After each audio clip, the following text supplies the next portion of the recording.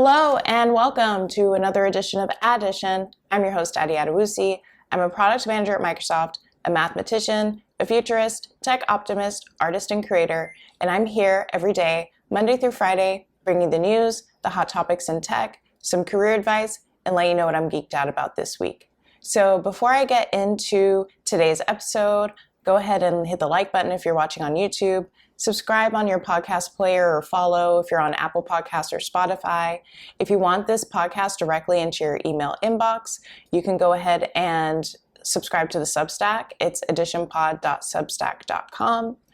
And if you are enjoying the episode and you want me to answer a question, feel free to email me additionpod@gmail.com. I'm not a financial advisor, but I hope I can help you navigate this period that we're in right now, which frankly, I hate to say it, but is unprecedented. So let's get into the market. So the Bitcoin is at $20,787.95. It is up 0.58% in the past 7 days. Ethereum is hovering at $1,187. It's up 5.4%. The S&P 500 is 6.61% up in the past 5 days, and the NASDAQ is 7.31% up in the past 5 days. So it looks like a lot of people are buying the dip, which I guess for our sakes is good if you're a holder of either of these cryptos or stocks, indexes. But we still have a long way to go to recover. So that's it. Update on the markets. And today, so for the hot topics today, like while there are news stories, I feel like there are pressing hot topics in tech that aren't specific news story. So we're approaching the middle of 2022, and I feel like it's worth doing a mid-year temperature check.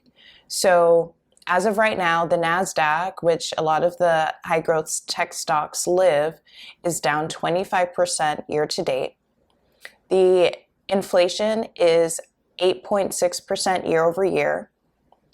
Bitcoin, which I'm using as a proxy for the crypto market in general, is down 43% year to date. And most of us just heard the news on Friday that Roe v. Wade was repealed. So what does this mean for you? You're someone who's listening to the podcast. Either you are established in your career and you're looking to move up, you are just getting started in your career and want to put yourself on the right path, or you haven't even graduated college yet and you're looking to navigate your career in this specific time right now. So I first want to share that the one thing that we do have going for us is that there is still a labor shortage. That being said, with all of the layoffs, so I have layoffs.fyi up right now. So since March of 2020, there have been 138,693 employees laid off at startups.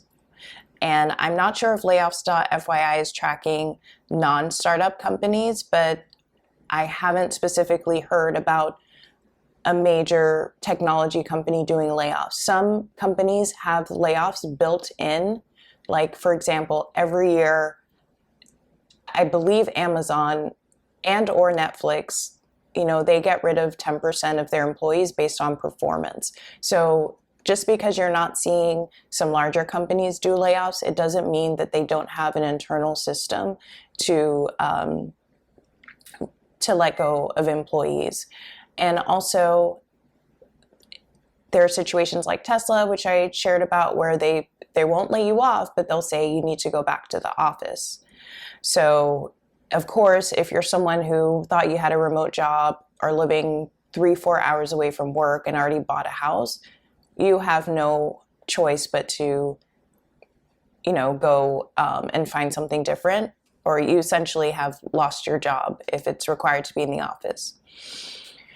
So I would say temporarily the job market is in our favor as in employees, but not in the long term. So I would say if you're looking to make a move, which if you are at an at-risk startup, I highly recommend that you do, I would make that move sooner rather than later. I am going to expect that these hiring freezes and layoffs are going to continue, and that companies are just going to be innovative and find ways to need less staff. There's a lot of talk that during the past 10 years with record low interest rates, what we saw in the past 10 years is actually an unlikely situation to be in. It's a rare situation to be in. So all of the hiring, all of the bonuses, all of the compensation packages, that was a short period of time. And we have no idea what things are going to be looking like in the near future. So I would suggest make a move now if you don't feel safe or certain in your position.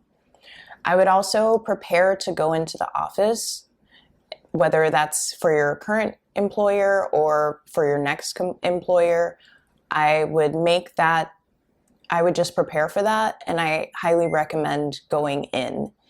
Going in is great because if you happen to work in the same office as your manager, you can develop a deeper relationship, but also people that are not in your team, you can create relationships with as well, because sometimes you may not be directly laid off. They'll say you have 2 months to find a position within the company, otherwise you're let go.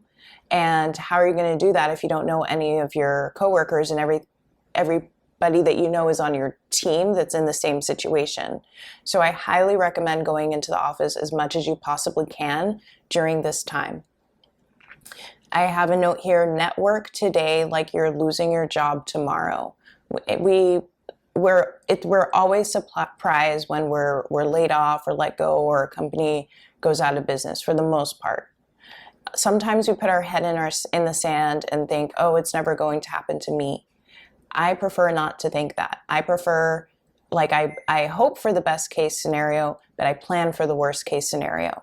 So network today like you were losing your job tomorrow. What would you do differently today if you knew that your job was going to be gone tomorrow?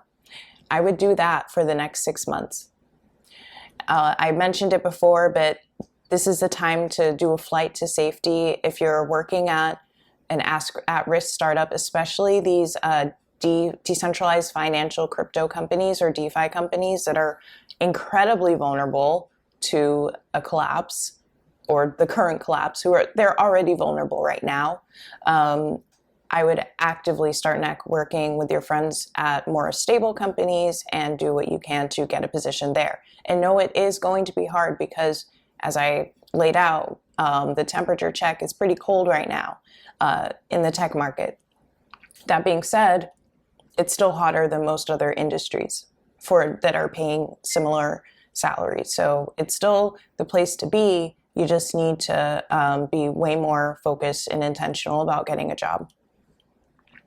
Also, maybe pause on buying a major purchase and save that money instead, just for a year, just to see things settle down. If you're planning on buying a house, it is likely, because interest rates are going up, that the growth in housing prices is going to slow. So I highly recommend taking a pause if you are planning on buying a house right now. And this is not financial advice. If it's time for you to buy a house right now. But I just don't want you to be in a situation where you just got this great job offer, you immediately buy a house, your offer's rescinded or you're laid off, and you've just depleted all your savings on the down payment. That's the situation that we're trying to avoid. And if you're a hopeful optimist, and I am a tech optimist, I do believe in technology and I do believe in the innovation of startups. But when it comes to my finances, I am a realist. I don't like to think I'm special. I prepare for the worst. Okay, so for the career segment, I'm going to open it up to you all to reach out to me if you have any specific career questions. My email is additionpod@gmail.com, but you can also contact me through my various social medias. I'm on LinkedIn, Addy Adewusi, Instagram, @additionwithaddy, TikTok, @additionwithaddy. as well as Twitter at AdditionPod, or my personal one is at Addy Adewusi. I check them all, so feel free to reach out and ask your career questions. I would like to dedicate more of the show to helping you all directly. And what am I geeked out about this week? I'm actually about to take half of my lunch right now to attend Y Combinator Startup School. I really want to get more of an idea of what the Y Combinator process is like if I were ever to want to start a startup one day. I do not have a startup idea. I do not have any plans of starting a startup anytime soon, but I just want to go for the educational experience, and it seemed like a really good time. So I will let you know how my Y Combinator startup school journey goes, and I hope you got value out of this episode. I would have loved to do a news show, but all the news was just really depressing and didn't necessarily change my life as a tech employee, and that's how I select the news stories. So, but I will link the episode to where I get all my tech news, so you can go through and see there. Okay. All right, be strong, be safe, don't give up, and I will see you tomorrow.